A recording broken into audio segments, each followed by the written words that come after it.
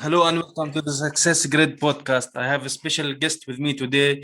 He's a serial entrepreneur investor having bought and sold numerous business across multiple industries, ranging from sport bars to SaaS platforms.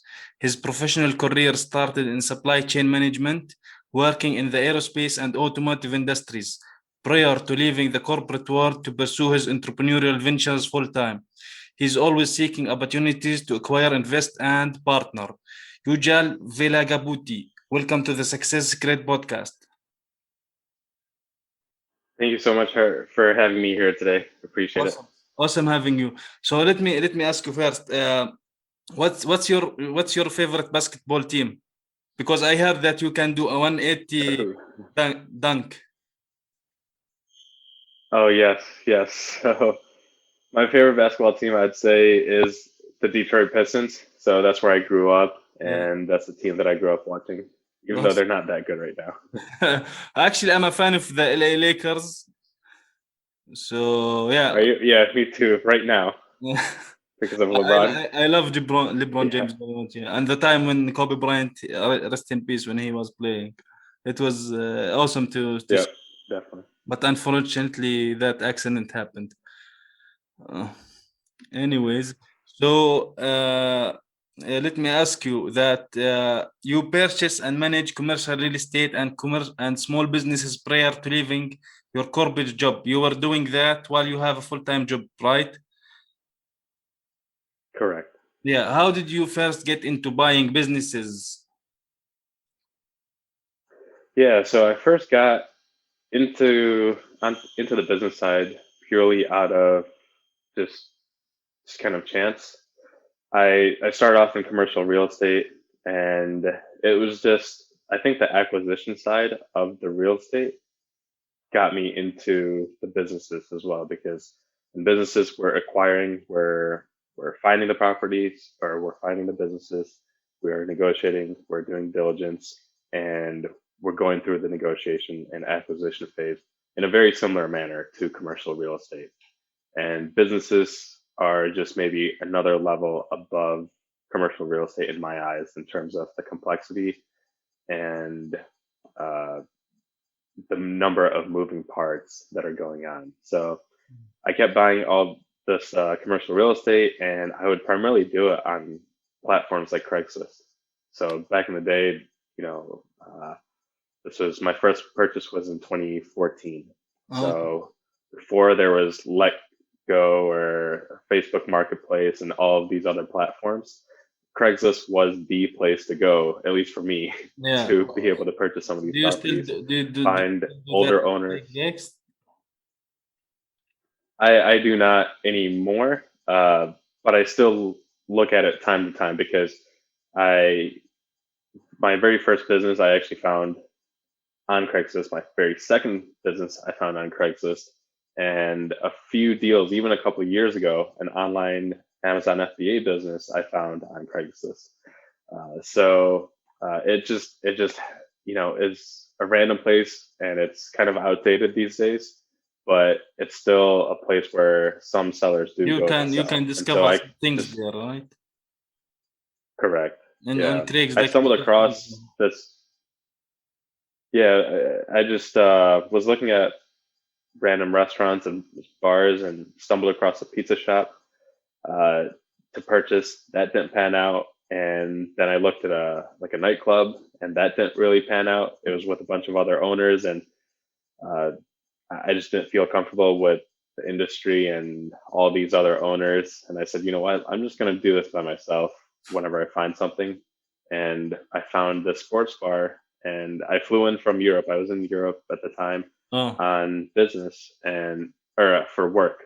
And so I flew in, and that very same day, immediately an hour after I landed, I went to the bar, checked it out. I put down an LOI and then a purchase agreement within 4 days, got it accepted, put down the deposit, and bam, we were under contract. So um, at that point, I knew exactly what I was looking for, which was a sports bar, and then we ended up going ahead with it. oh, okay, oh, cool. Uh, what type of real estate do you purchase in general? Like you said, maybe restaurants, mostly, or like some kind of businesses like gyms or stuff like that? What is the focus that you go for? Yeah, so real estate wise, to be honest, I just really didn't know what I was purchasing and I just bought something. But the focus that I used to go on is just retail strips. So they were like plazas or retail strips, and they would have various various types of businesses in them, like a barbershop, a clothing store, candy store, art gallery, Yeah. plumbing store, things like that. So So like just a retail strips that I complex, would like purchase. a commercial Complex, complex. Yeah. correct. Yeah. Cool. That's very smart. Awesome. So how did you started this while you having your 9 to 5 job? How did you manage between the job and your venture you're starting out in? Was it Yeah, difficult? that it definitely was early on. So the way I typically do it, and I still do it the same way now, is I have my current base, whatever that is. At the time, my foundation or base was the job. And then I was adding one additional item, which was either a property or a business. And the way I would do that is the first 3 to 6 months are going to be the hardest because you're adding or you're integrating a brand new asset Mhm. and something that you don't know anything about. You have to integrate the tenants. You have to integrate, if it's a business, your employees and the various vendors, the customers, the licenses, permits, all these things. So the first 3 to 6 months are going to be the hardest. That's where we have to put in a lot more work. So when I'm working, for example, the real estate, I would go down there on the weekdays and show tenants the space if I'm trying to fill out new units. Or the weekends, I would go in and get contractors to do some of the work. For businesses, for example, my first the bar, that was a lot of effort because I needed to get the liquor control commission to provide me the license to be able to Yeah. sell alcohol. Uh, and I was doing everything myself. I didn't use a lawyer. So I was doing all the documentation, all the attorney You filings, and everything with the you state by you are myself. reducing that cost because they cost a lot to have an attorney and stuff like that, right? Yeah. Yeah. And it wasn't because I was reducing, it was because I was reducing the cost. But for me, I looked at it as I didn't have a choice because I was, I didn't have that much money, so I had to do it. So out of necessity, I was doing all these things. And some of these things I would do during work times, but most of them, for example, my first few weeks setting up the bar, I would go during lunchtime to the bar during my 1 hour break and work with the contractors, go back at 5 o'clock after work and work through the evening or night with the contractors to be able to renovate the place or work with the vendors, work with the regulation companies to be able to get everything ready to go.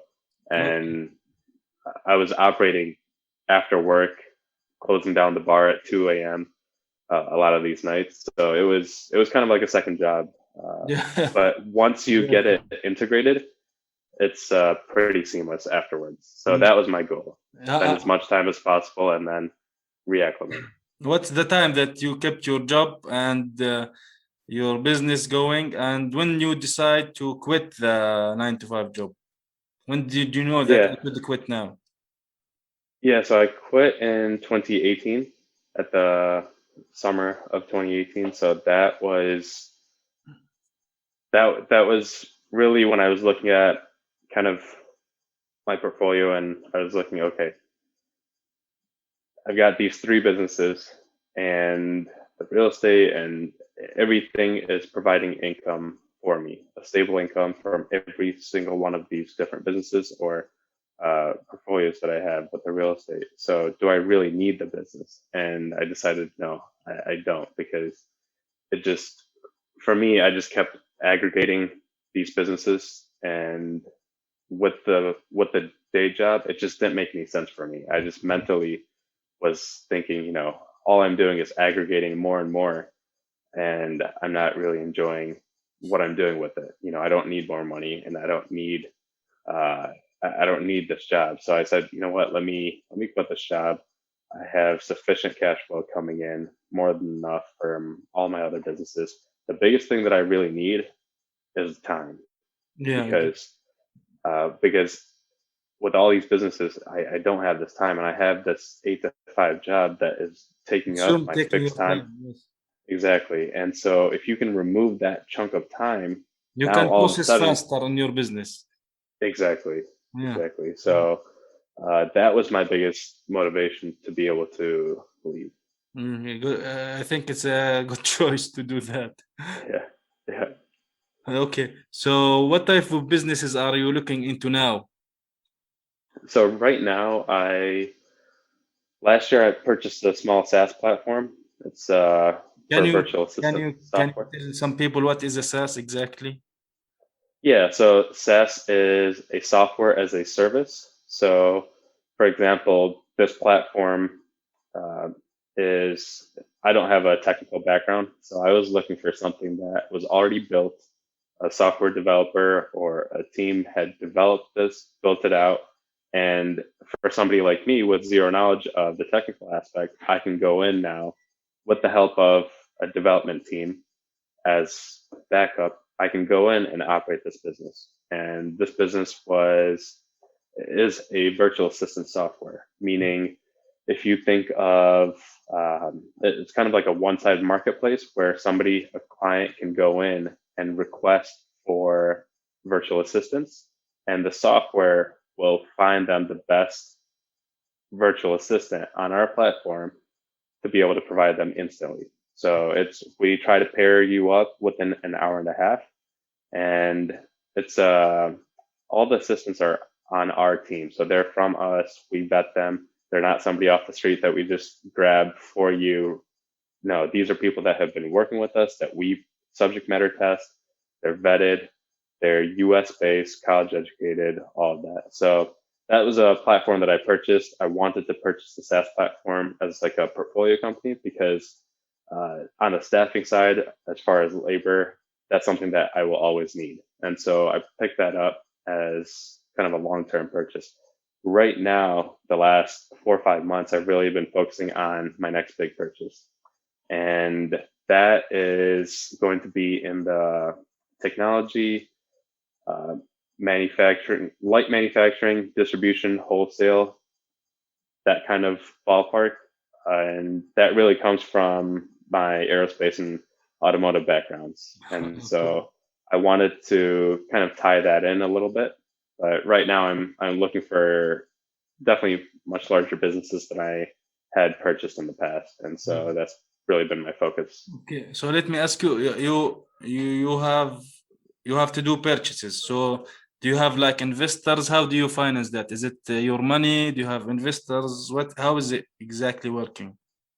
Yeah, so up till this point, I've never had. So I'll say I've had one loan, and that was for one of the commercial and mixed-use properties. Everything else, all the other real estate and all the other businesses have been my own cash Yeah. and or seller financing. So this is going to be the first time on this larger purchase that I'm going to be using an actual loan, and I'm going to be using a U.S. program. It's called the SBA, Small Business Administration Financing, and they actually do a great. They've got a great financing tool where they're able to provide up to 90% Okay. LTV on the purchase. But in the past, I've never used investors, and on this one, I will only use one if I absolutely need to. So if it's too much, if it's going into the 8 figures or something, then there's going to be certain situations where I'll need to, or if the lender at the bank is requiring that I have a lot more cash down, Yeah. then I'll definitely need to use investors. But as of right now, it's going to be my own money, and that's just how I prefer to do it because for me, I've never used any sort of financing. So right now, this is my first time using financing, and then maybe next time when I go into a larger asset, larger purchase, I'll probably Yeah. raise more capital at that point. Yeah, awesome. So you're mostly using your own money, but if Yep. someone wants to go into this business of buying other businesses, Mhm. how would you recommend them to start, or what should they go for or after before they start? Yeah, I would really say to grab something on the smaller side and just to play around with it. And for me, that's something that I wish I had done. One of my first online purchases, especially, was a little bit larger at the time for me. And I mean, everybody tells me, and even right now, this is what I would tell to somebody else, that whether it's an 8-figure business or a 6-figure business, the sourcing, the negotiating, the due diligence, and sometimes even the operations can all take up the same amount of time. Mm. So why go smaller when you can go bigger? And that's great, but I would say if it's going to be the very, very first one that you purchase, I would definitely go on the smaller side. And so if there's any business out there, maybe you're in an industry, you're in the Amazon FBA space already. Maybe you can purchase another one so that you can plug in and integrate with your existing business. Oh. Maybe you have a small SaaS platform and you can purchase another one to plug in and integrate. Or you don't have any business, you just have a day job and you want to look into going in and purchasing a business. Well, there's many websites, many resources that you can go to see businesses available for sale and to actually go and purchase them. So I would really look at the training resources, learning a little bit more about how to purchase and where to purchase, and then just tackling it. I mean, you can buy them for as little as 5 to 10 grand, all the way up to, billions of dollars, right? So I would just tackle something and play around with it and then learn through the process and then buy your next one. Yeah, but it's a good idea if you have some kind of business and you go purchase something similar, you can grow maybe faster, have more audience, stuff like that. This is a good idea, especially if someone has the same kind of thing going on. So because of the things that you have done, the industries you got into, there are many. How did you manage all of that? How did you know about this kind of things? How did you know about this kind of things? Were you learning about all of the things that you needed to learn by yourself, or how did that go? Or did you hire someone to know things that you wanted to know for you? Yeah, that's a good question. And honestly, it's over the years, it's just been purely curiosity.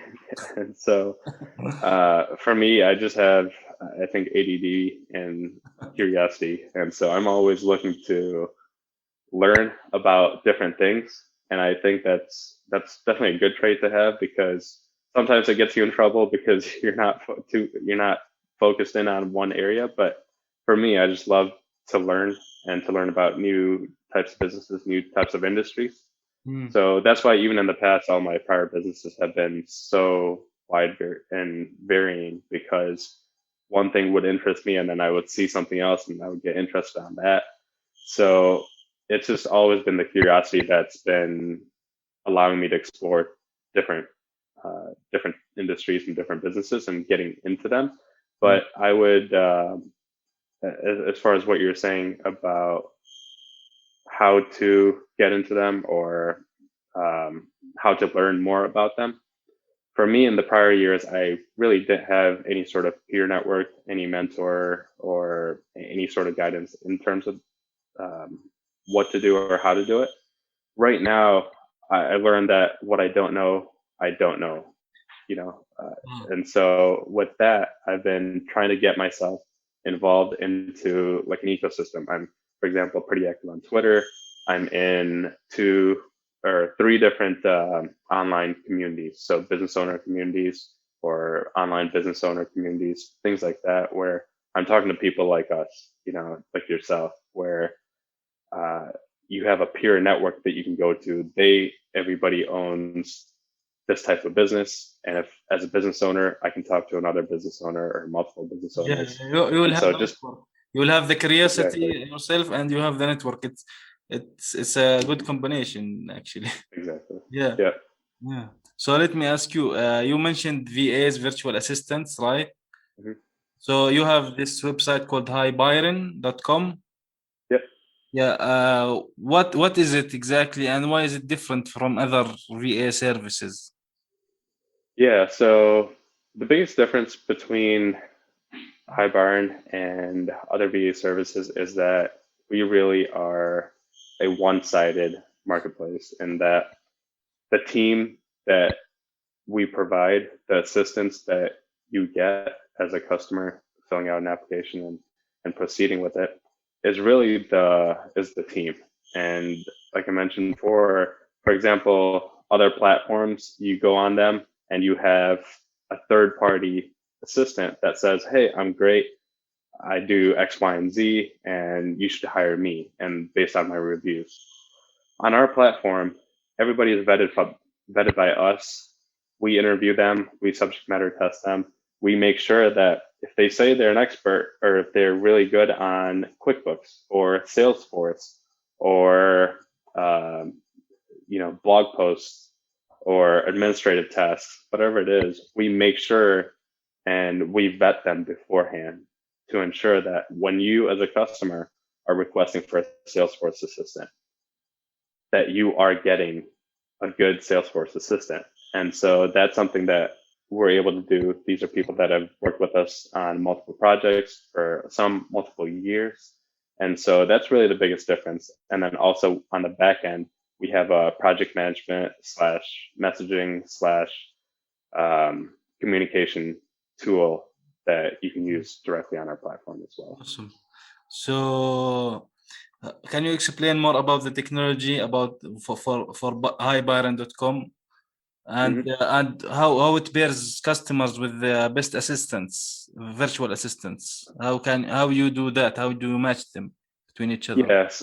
So on the back end, we have the platform's built off of Python and JavaScript, and so on the back end, as soon as you request saying, hey, I need a long-term assistant that can help me every Monday, Wednesday, Friday from 9 to 11 a.m. for data entry into my CRM tool. And you need to be able to use Trello for project management. So whatever your request is, you'll submit it. And our goal is within an hour and a half that you get placed with an assistant. Typically in business hours, that's more realistic. If it's on a Saturday night, it's a little bit tougher, but our software will look at your requirements that you request. So you're looking for administrative data entry, somebody who knows your specific CRM. Let's say it's Salesforce, for example, and somebody that knows your project management software, which is going to be Trello, and you need to know Excel. So all those requirements are going to go into our application, into our software, and then find the correct assistant that knows every one of those items. And so if you request something crazy, which is all over the map, then like kind of like a unicorn, we'll definitely try and find you a good one that meets every single one of those criteria, or the next best one that meets 90 or 95% of those requirements. And so within our platform, and then that assistant will be on your project and will be able to jump on and assist you right away. So for us, we're really all about the speed and accuracy of your request and fulfilling your needs right off the bat. So as soon as you jump onto the platform, you can make a request and delegate your task immediately. Okay. So let me ask you, I read that there is two kinds of assistants, something you called on-demand assistants and dedicated assistants. What's the difference? Yeah. So if you think about the on-demand, I would think about that a little bit more as a short-term assistant. For example, this would be, hey, Byron, can you book my plane ticket for my business meeting on Friday morning? I only fly Delta. I only fly the window aisle or the window seat, and here's my TSA pre-check number. So that's an on-demand assistant. That's very short term. That's maybe a 30-minute project that you would delegate out.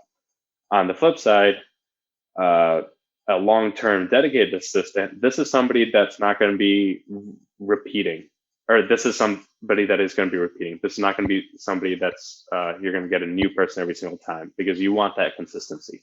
So this is something where this is an ongoing long-term task that you are going to be giving off to somebody else, that you want the same person on your project working throughout the months.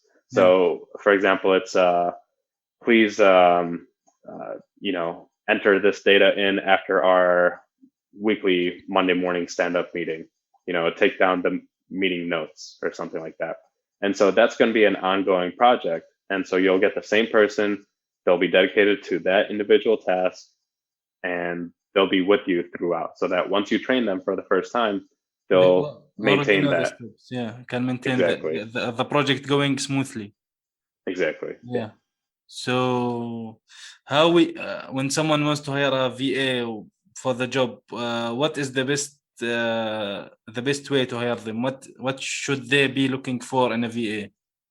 And you, Yeah. So yeah, for us, we have on our website, highbyron.com, we do have a lot of great documents and a lot of great content.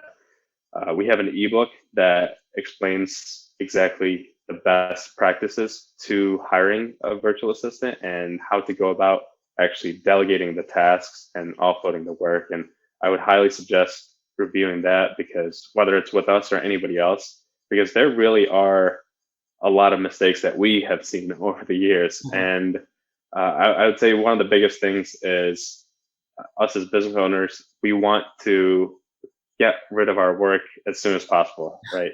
We get excited and say, all right, we've got this assistant. Let's put all our work off to them and let's have them do it. That's great. But for us, what we like to do is slowly stagger that process.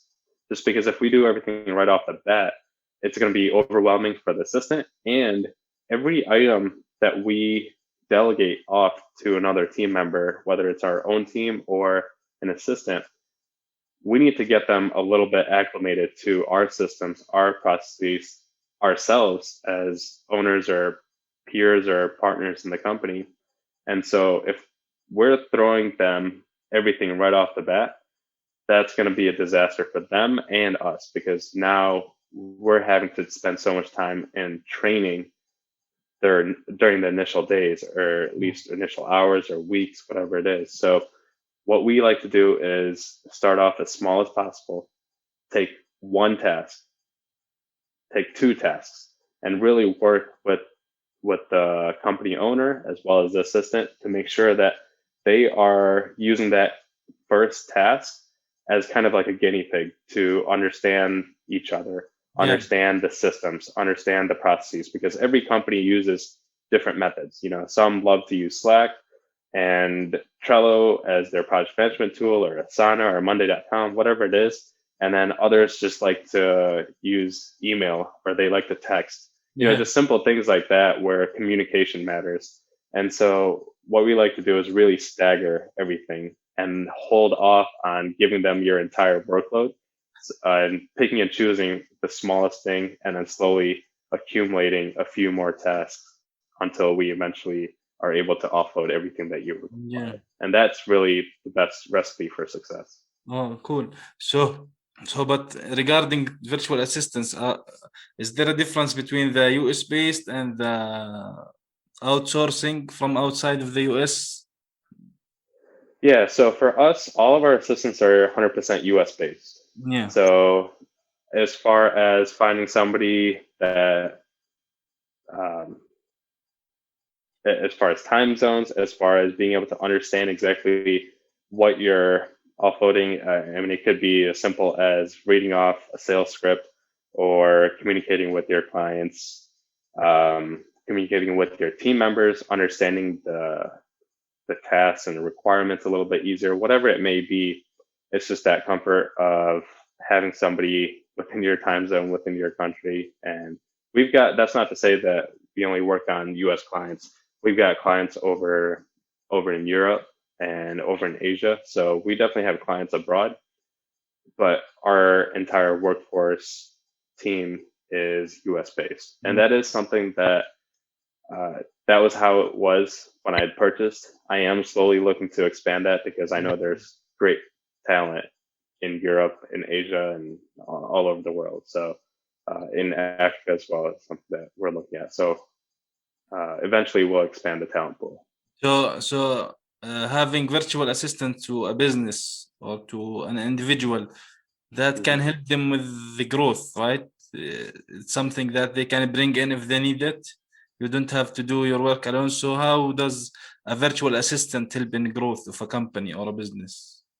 Yeah, definitely. So for us, we see, for example, a lot of digital marketing agencies. So these are 1, 2 person companies all the way up to 10, 15, 20 person companies on the small end. And so you have a small team, but you need somebody to manage your social media uh, postings or somebody to assist with maintaining your CRM records Mm. or maintaining your reconciling your QuickBooks. Simple things like that that you can initially offload, all the way up to we have a mayoral candidate. So there's a small town where we have a mayoral candidate, and he's a one man shop. He has a very small budget, but he needs an assistant to help him do research on the policies, do research on other candidates, the city, all of that, and provide that information to him. And then all the way up to we have enterprise clients. So companies that have been on Shark Tank, Inc. 5000, Fortune 100, enterprise clients that, of course, for them, it's more maintaining their business. And so we have all ends of the spectrum reaching out to us. But surely it can certainly help grow because it takes off the workload for you as a small business owner so that you can focus on the more important tasks to strategize and to be able to grow the business versus working on the business and doing the repetitive daily tasks that Yeah, somebody else can do. these daily tasks can be really time consuming. If you can Oh hire yeah. someone else to do it, it will be good. So, what would you say a good attribute or good character for a virtual VA, virtual assistant? What would be a good attributes for them? One or two, maybe. For us, we really look at the communication, and for us, that's going to be one of the most important things because we're communicating with the customer. We're potentially communicating with the customer's customers. Yeah. So the customer's team, I mean, everything. So for us, we really value communication. And why I say that, because we train everybody to ask as many questions as possible up front. That's one of our basic things that we do. As soon as we get a project, we train the assistant to ask and drill down on all the instructions that the customer had given, because we want to nail it down and make sure that there are no misunderstandings, no miscommunications down the road. We want to make sure everything is strong up front so that we're not having to redo and waste work or waste time on anybody's end. So for that, communication is absolutely critical. And then in addition to that, we uh, whether they're communicating via email or on the phone, all forms of communication, making sure that the project is up to date on our PM tool internally. This on our platform, we are always keeping track and providing updates to the customer. So for all those things, we just want to make sure that communication is absolutely foundational and key. Mm, cool. So I know that you have your own podcast, right? Actually, I love the way how you title the episodes. You title it as a country, like for example, Lebanon, UAE, South Korea, USA, Mhm. by the country, and then the what's the episode is about, right? Right. Yep. Well, how did you get inspired to start this podcast? Yeah, this was really just, again, going back to the curiosity side, this was just one of those curiosity things because for me, I love to travel. We were in the pandemic last year, and I realized, I can't travel right now, but I can still learn, and I can learn about other countries, other cultures, other uh, systems through business. So, for example, when I speak to somebody in all these different countries, I educate myself and I ask questions on a, I don't ask anything specifically socially or anything entertainment wise, but I learn about all those things and I learn about the people. I learn about how, employees work together, how the culture is there through business, because every country has its own, hiring process, different hiring culture, hiring mentalities, your regulations with the government, and that gives an insight as to kind of the political parties and how that all works, as well as just simply doing business with investors, raising capital for startups, how the investing world is with venture capital, private equity. And so from a business lens, I really wanted to learn about all these different countries. So I thought it was a great way to do that. That's a great idea, actually. Awesome. I listened to one of the episodes. I encourage anyone to listen to it. So where can people find this podcast of yours? Yeah, so you can go to on Apple, Spotify, Angami, La Musica, almost every single platform. It's called The Global Uj or The Global UJ, and you can find that or theglobaluj.com, and you can listen to any episodes on any of the podcast platforms. Awesome. Well, Ujwal, thank you for being here on the Success Great podcast. I really appreciate your time being here. Yeah, thank you so much, Hussein. I really appreciate you for having me on and hopefully sharing a little bit with your audience. And Awesome. if anybody needs any assistance on how to buy business or just explore the idea, you can always reach out to me on Twitter. It's at Ujwal Velagapudi, or you can feel free to shoot me a message on any one of our podcast platforms. Okay, awesome. Thank you.